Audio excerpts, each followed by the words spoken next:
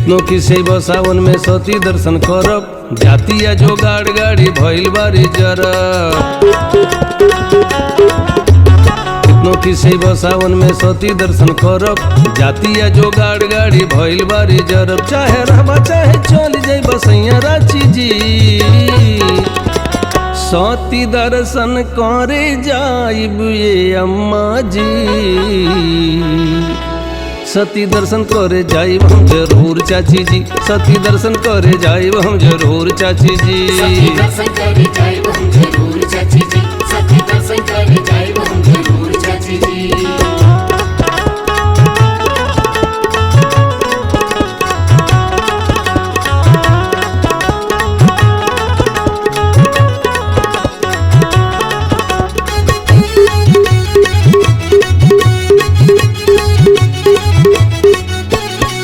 धैले बानी पैसा भैया दिहले राखी बन्हाई हो। एमे केहू का लागत बा काहे केहू चोन्हाई हो।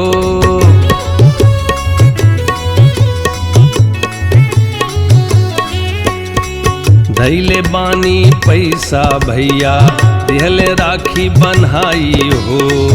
एमे केहू का लागत बा काहे केहू चोन्हाई हो। अपनी पैसा से ही चढ़ाई माँ के नरियर चुनरी बाकी पैसा जो बाची तकी न माला मुनरी। अपनी पैसा से ही चढ़ाई माँ के नरियर चुनरी बाकी पैसा जो बाची तकी न माला मुनरी। चाहे कूदी फानी के तनो जे केहू नाची जी अरे सती दर्शन करे जाइब ये अम्मा जी। सती दर्शन करे जाइब हम जरूर चाची जी। सती दर्शन करे जाइब हम जरूर चाची जी। सती दर्शन करे जाइब हम जरूर चाची जी। सती दर्शन करे जाइब हम जरूर चाची जी।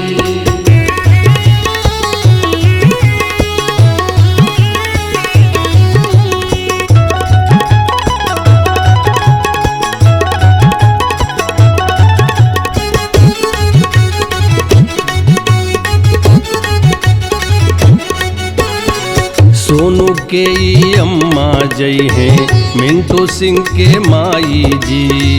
लखी कमल किनिया जाई गोवर्धन के भाई जी।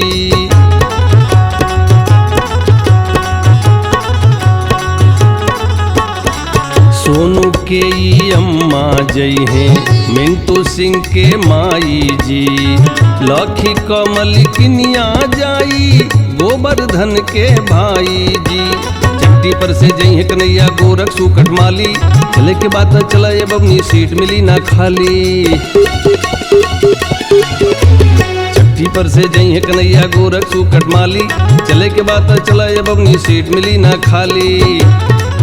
तोला जाता पूरा साया दे घर बाची जी सती दर्शन करे जाइब ये अम्मा जी।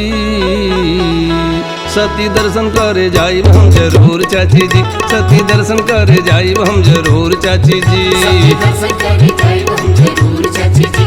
सती दर्शन करे जाइब हम जरूर चाची जी।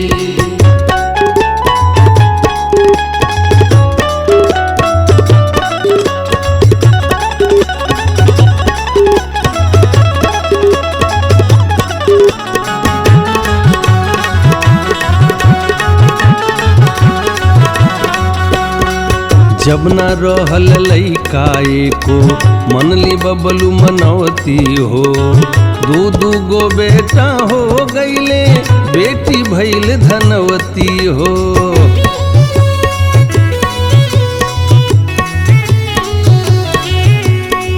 जब न रहल लइका एको मनली बबलू मनौती हो। दू गो बेटा हो गईले बेटी भइल धनवती हो।